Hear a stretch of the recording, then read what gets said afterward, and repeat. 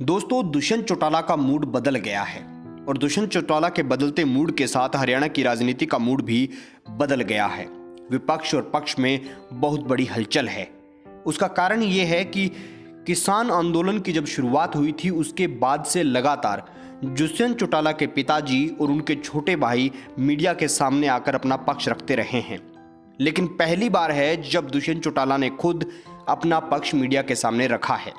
दरअसल दोस्तों, हुआ ये था कि जब किसान आंदोलन की शुरुआत हुई थी तो किसानों ने दो मांग रखी थी।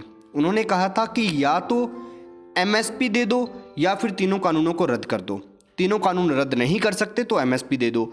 और इसी बात पर दुष्यंत चौटाला ने भी यही बोला था कि सरकार को एमएसपी देना चाहिए, हम किसानों के साथ हैं। और उन्होंने ये भी कहा था कि अगर सरकार एमएसपी नहीं देगी तो मैं इस्तीफा दे दूंगा। लेकिन अब सरकार इस बात को राजी है मानने को कि वो एमएसपी लिखित में दे देगी, लेकिन अब किसान इस बात को मानने को तैयार नहीं है। किसान जब दिल्ली पे इकट्ठे हो गए तो अब वो बोल रहे हैं कि हम तीनों कानूनों को रद्द भी करवाएंगे और एमएसपी भी लेंगे। इसी बात पर दुष्यंत चौटाला ने अब ये बोला है कि किसानों का एक संघर्ष था, वो एमएसपी लेना चाहते थे, उनका ये संघर्ष कामयाब हुआ, सरकार को उनकी बात माननी पड़ी, उन्हें इस संघर्ष की जीत को मनाना चाहिए और अब आंदोलन को आगे नहीं बढ़ाना चाहिए।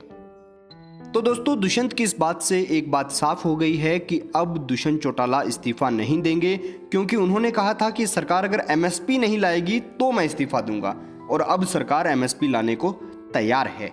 तो दुष्यंत किसी भी कीमत पर इस्तीफा नहीं देंगे। खैर दोस्तों, आगे की अपडेट पे हम आपको देते रहेंगे। इसके लिए आप हमारे चैनल को सब्सक्राइब कर लें। देखते रहिए एबीसी इंडिया, आपकी आवाज़, आपका विश्वास।